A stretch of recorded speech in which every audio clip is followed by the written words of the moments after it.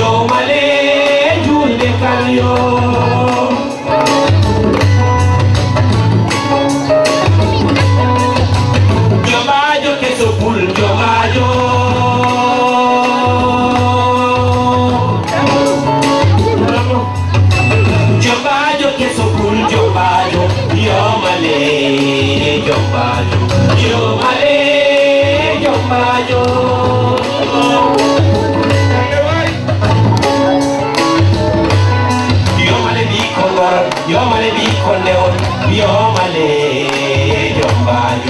Yo male, yo mayo.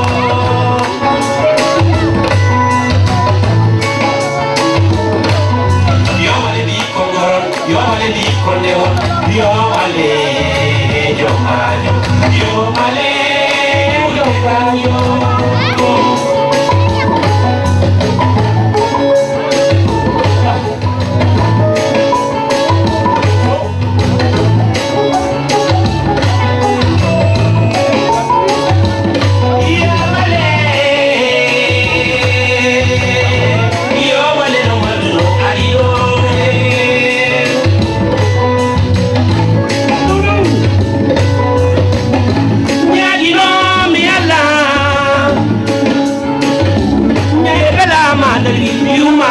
Hello, you men not all. Yagetimel kochudo yenata, Yamale, Yomayo, Yomale, Yomayo, Yokoni Male, Yokoni Male, Siriko, Yokoni Male, Afogale.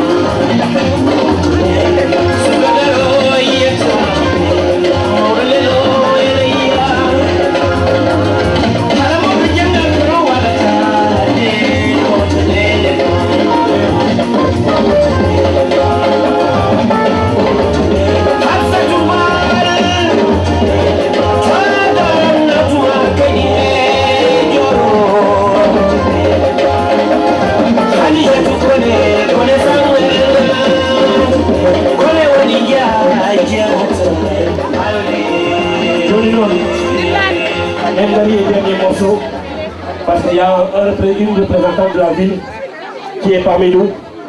Voilà, donc dès qu'on termine, on va essayer de la présenter nous aussi à notre façon.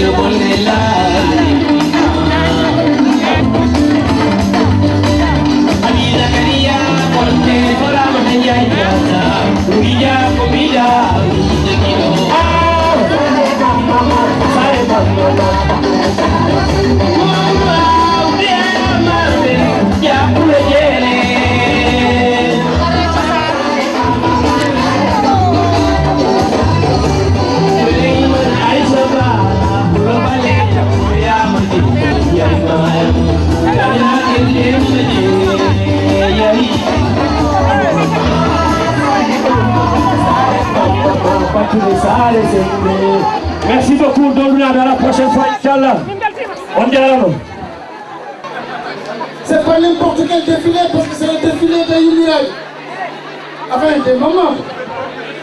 De mode traditionnel. Pardon ko ñaajo. Pardon ko ñaajo Yumiraï. C'est pour ñaajo ko heblude. E mon ay arto. Mbappé ñaajo le balna. Vous cédez le passage s'il vous plaît. Mbappé gondo la wontalo. C'est bon.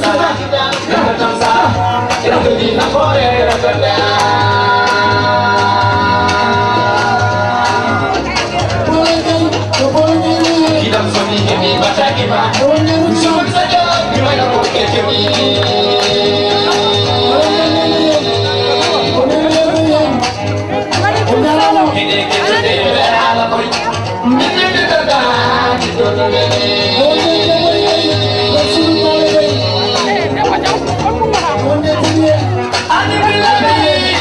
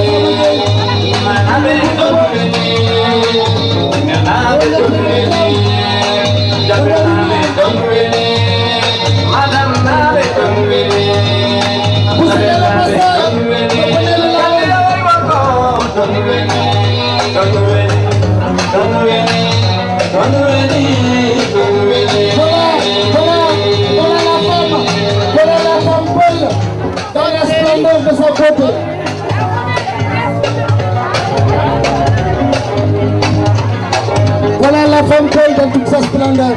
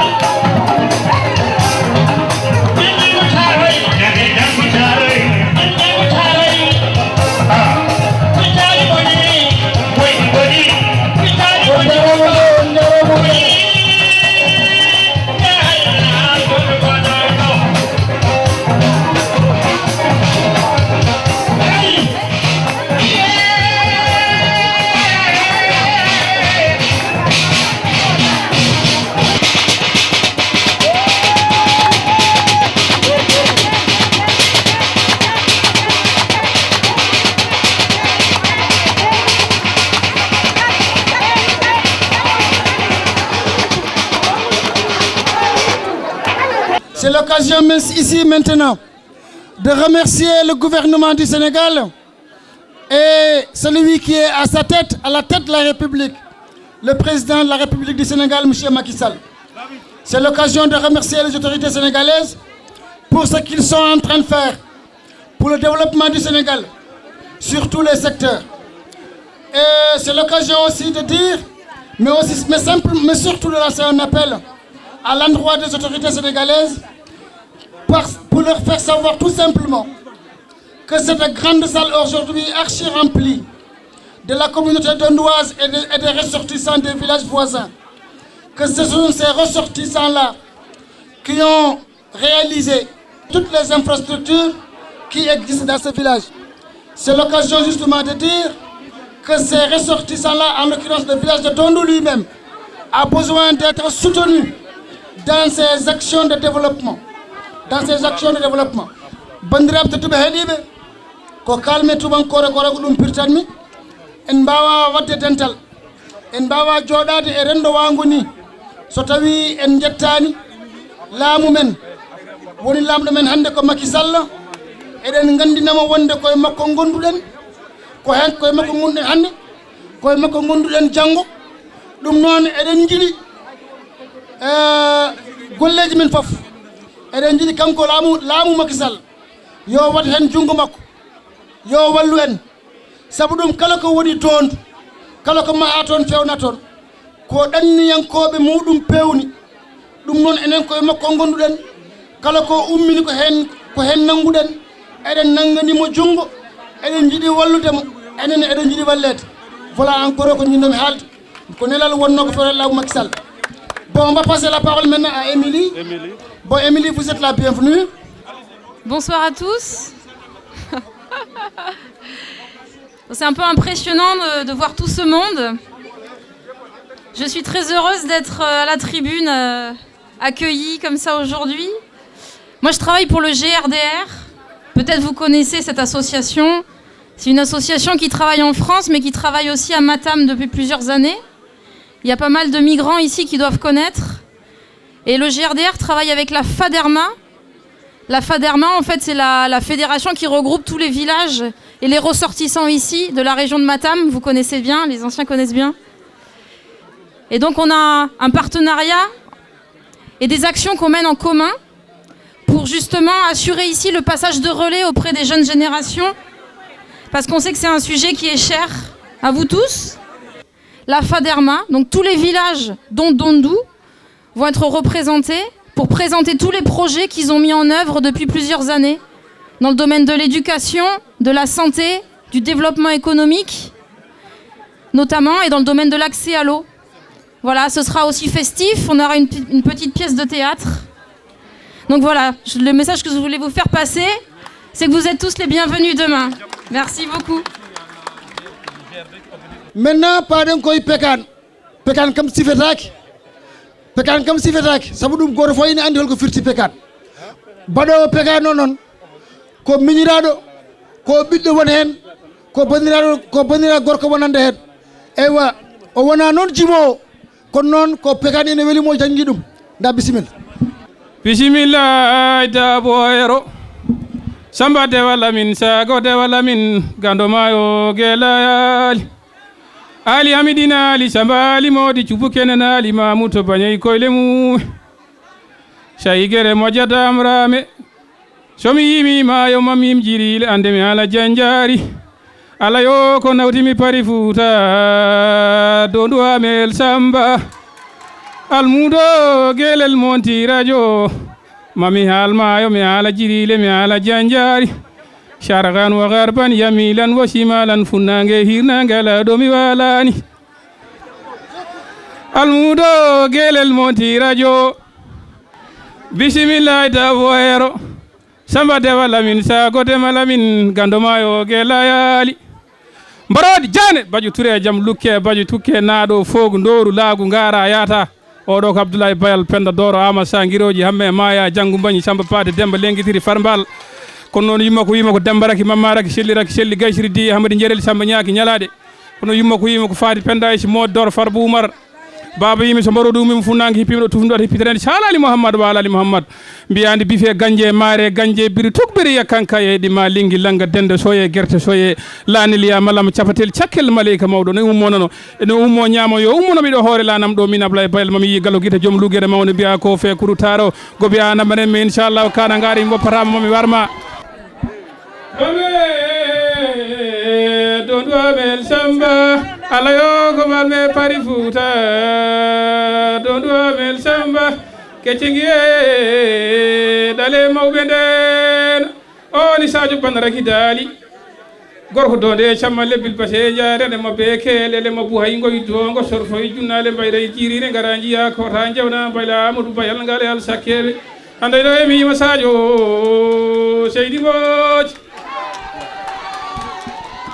toluma bajjel janga fira sangane jontami bodo rondi makam jinne fogo mi fogo di jeri aramte to mi disi ngara yata beeli njowe gorko mo donde chammalle bilbas njaren mabbo hay ngoy dongo ngaraji ya falo ali jeguwe falo mayla wima alif lam mim zatikal kitabu la rayba fiha so bonto boyi boyday labangala hirge taltale hoore ngari koy ngari kunya wirngu mi hunya jungu ngartira mi dujja wima la ilaha illallah ngari anawi ko yumma ita bama ita bana debbo ita so woyli ko woyi mayre ngari e hey mon mawɓe solle bonɓe jooɗiɓe kala won ɗoflo kala salam ngala e hoore ngari mi yaafa kadi ma haalƴiyamo janggo so wona ngari jinne ina hakkunde leydi e asman inde mayre ko hunari moni iɗiɗi dawde ndiɗo ɗum dañde guiɗiɗi ne dawde ndiɗo ɗum dañde hunare tellare sadio tellare ife ñafañ liri lab mbarode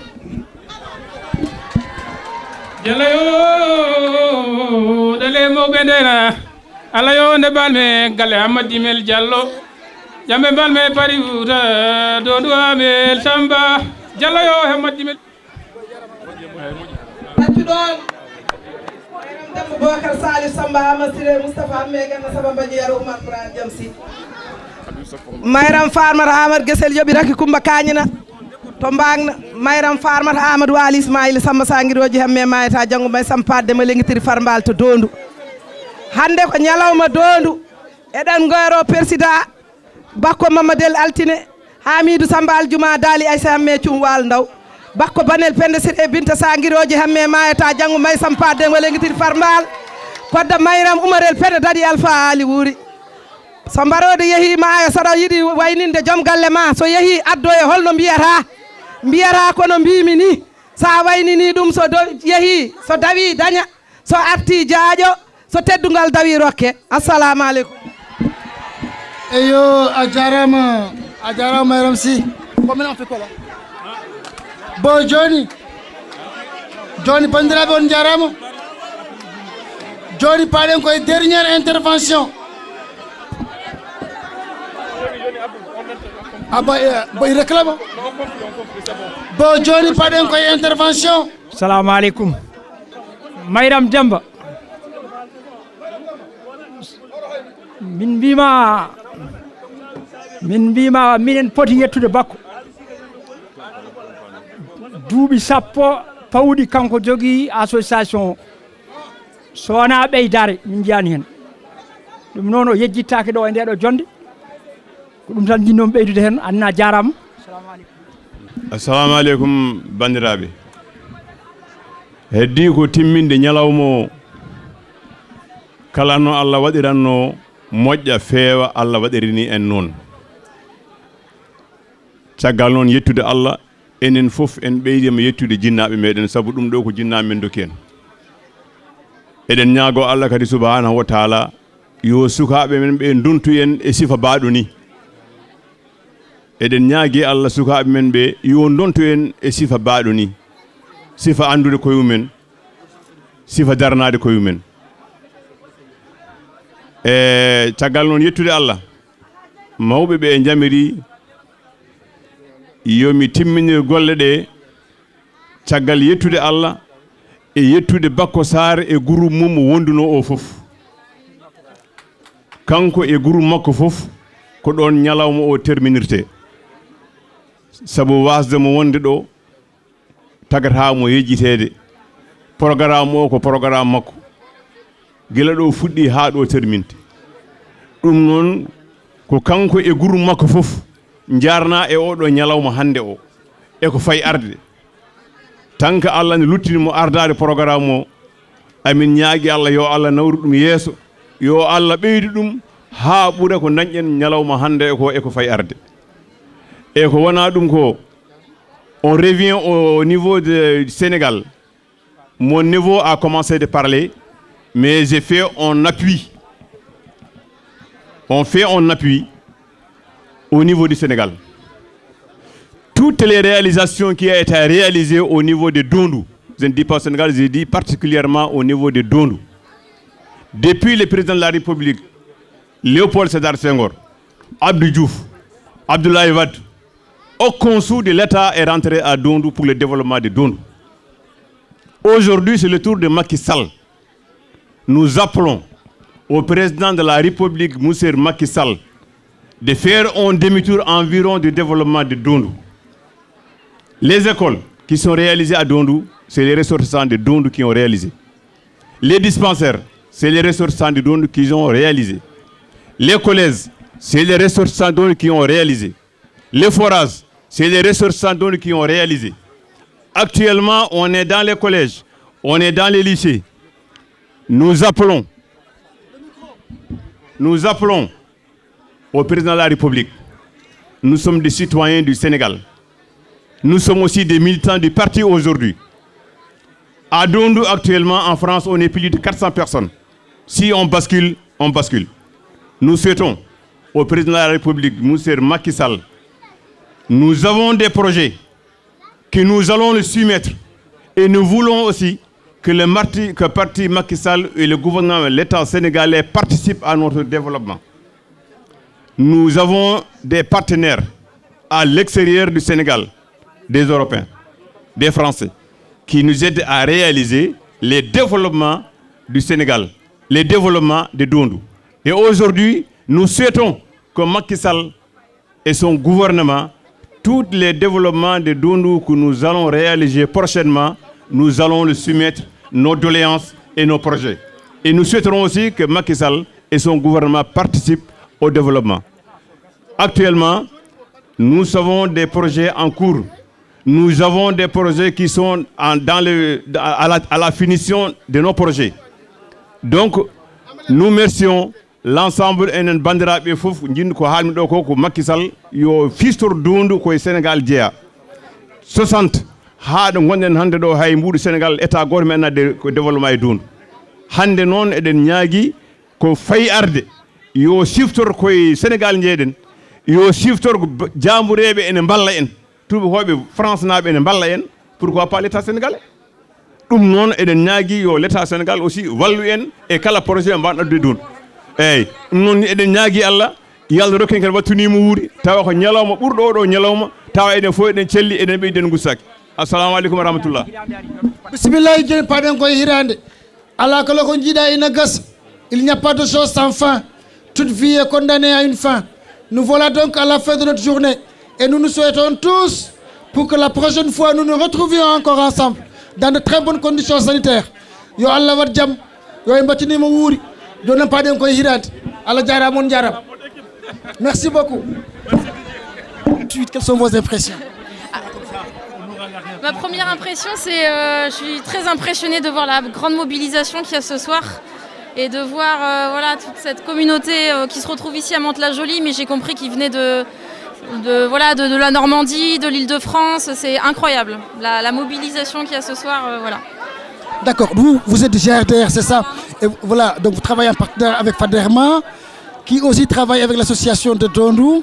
Comment vous concevez le partenariat entre vous et le village lui-même? Comment vous le concevez maintenant, au vu de ce que vous avez vu aujourd'hui? Il y a deux manières de le voir. En fait, le GRDR, donc l'ONG pour laquelle je travaille, existe depuis 44 ans et on travaille à Matam. Donc il y a des projets là-bas qu'on appuie. Et puis ici, on travaille avec la Faderma, qui est la fédération qui regroupe l'ensemble des villages et des ressortissants des villages en fait, de Matam. Il y a la Faderta aussi d'ailleurs avec Tambacounda. Et donc nous, en tant que GRDR, on a un partenariat avec la fédération de la Faderma pour mener justement en ce moment un programme autour de l'éducation au développement, donc pour sensibiliser les citoyens européens à tout ce qui se passe, tout ce que font les ressortissants là-bas et notamment à Dondou, mais dans tout Matam, et aussi pour sensibiliser ici sur une vision positive des migrations, pour renverser un peu les stéréotypes et pour faire passer des messages à la jeunesse sur tout ce que les parents ont fait. Mais jusque-là, vous n'avez jamais vu une salle aussi pleine, en tout cas s'agissant du village de Dondou. Aujourd'hui, vous avez vu ça. Quelle suite comptez-vous donner au partenariat? Alors ça, c'est une manifestation qui est organisée par Dondou. Nous n'avons pas du tout participé. Je suis vraiment ravie de pouvoir être avec vous ce soir. C'est la première fête que je vois comme ça, donc évidemment, pour une première, c'est impressionnant pour moi. Et voilà, et demain, on a justement un événement qu'on organise aux Églantines. Ça va peut-être pas parler aux gens du Sénégal, mais c'est un centre de vie sociale qui se trouve juste derrière l'Agora en fait. C'est pas loin de là où on est et on va faire des débats, des tables rondes, un peu de théâtre Et justement pour faire ce travail de sensibilisation, donc c'est comme ça peut-être qu'on peut continuer le lien avec les gens de Dondou ici. Bon, merci Émilie. Merci beaucoup.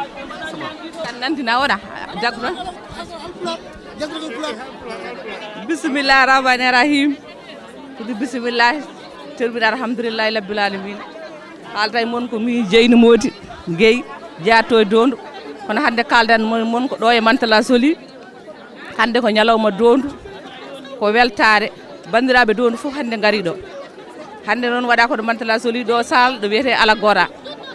Efronabe ngari do, Elbefnabe ngari do, Abranabe ngari do, Ruwanabe ngari do, Parinabe ngari do. Dondu fof non hande rendi do. Hande no amin jetta Allah, amin jetta bandirabe amen kadi notibe min be hoddibe amen be. Hande non ko nyalawma weltare. Kala no weltare non fotanno hande minen min beltima minen Dondunabe. Kadi non kala danam de nante so yehi Dondu kadi to jibinami to. Modo salmina bandirabe Dondu fof. Yobe gaddo non hande o nyalawma ko nyalawma weltare. Voilà, merci Sédiga Diaram. Nyalawma hande o weli fewi min beltima bandirabe fof notima. Amin calmina bandirabe fuutankoɓe fof min beltima yo Allah fewnu e yo Allah hokku en tawede oɗo saaha mo wuri eyyi ko ardi fof min calmini on Allah jarama on jarama ñalawma hande o weeli Dondu hay goto mankani woni ɗo ko babiraɓe e yummiraɓe e ɓiɓɓe ala fof mo arani bandiraɓe ko Dondu e hoddiɓe Dondu e ko wona Dondu fof nanɗo ñalawma o paasi koye wuuro wiyetengo Mantala Soli kono kala ɗo Dondunaɗo wonno e Farayse hay goto heddaki min beltima yen battunimo wuuri eɗen guuri eɗen celli yo Allah ɓeydu balɗe barke min duwanima sukaɓe amen ɓe mbaɗi ɓe jonni ñamama yarama haydara mankani on jarama mboƴi min calmini Dondunaɓe wonɓe Dondu ɓen jarama merci beaucoup camera o hon koye filmuɗen juuɗe Mama Dade journée baɗɗo fayida hande ko journée Dondu ñalawma haɓe mbaɗi journée culturelle haɓe gefiri dendagal guruɗe fof haɓe kala koɓe ligguino toon ko faysnaɓe ligguino hande haɓe kollide guila e forage uji mabɓe ha e école aji mabɓe ha e foof ɓe gandini kadi laamu ngu haydara waɗani fof ko français ji wonɓe ɗo ligguiɓe dolumen kañumen mbaɗi ɗum vraiment min beltima min calmini dendagal Dondunaɓe fof. Ok, merci. On est très content d'être là aujourd'hui pour représenter notre village. Bon, mon père il n'est pas là, mais c'est pas grave, nous on est là, on a représenté au maximum 100%. On remercie toute la communauté de Dondu qui s'est déplacée de Paris, Évreux, Le Havre et toutes les villes pour Rouen, Vernon, Elbeuf, qui sont venus en masse, bien sûr, qui sont venus répondre à notre journée culturelle, qui est en même temps la leur. Voilà, merci. On est content de cette journée culturelle, voilà. Donc chacun a ses tâches et tout, on a tous bien, ça se passe bien. ko duwaw tan mi kam ko duwaw tan ɓeydami hen mi ñaagui Allah ko fayi ko kadi yo ɓurɗo henna way min mbaɗa invité aduna o foof gara tawtore journée Dondu o par ce que Dondunaɓe ne tinni donc yallah nawnu ɗum yeeso weeli yooɗi teddi yimɓe ɓe gari kadi ɓe notima première fois wonno mais je crois bien deuxième fois aussi ma ɓurɗo en inchallahu rabbi andina jarama andina tinnima jarama a jarama no feewi amin ñaagui Allah yo Allah juutno balɗe mawɓeɓe ha min mbawa ronde ɓe kadi minen min gara mi pewna feewa salamu aleykum mi salmini dendagal bandiraɓe fof min komi jalnaji min waɗi ɗo hooram présenté wuuro amen kadi min présenté kadi hooram koye Dondunaɓe jeeyaɓe mi salmini mi weltima quoi koye mabɓe jeeyami yo Allah nawru ɗum yesso ayi ɓeɗo ayi ɗum ɗo kam bandiraɓe sehilaɓe oɗo programme yoodi ayi ɗum ɗo kam haymo yiɗum ene andi ɗum ɗo kam ñamlaka wujjaka kadi Dondu so waɗi hunde haydara mankata ayi ko ɓeɗo ko defoɓe dari guila suba ko ni ɓe dardi guila ɗeɗo semaine ko semaine aji ɗe ɓe dari jamma e ñalawma ɓe dari organisation o feewi yimɓeɓe ñaami kaali teddi weeli fof beltima goto fof dardi banggue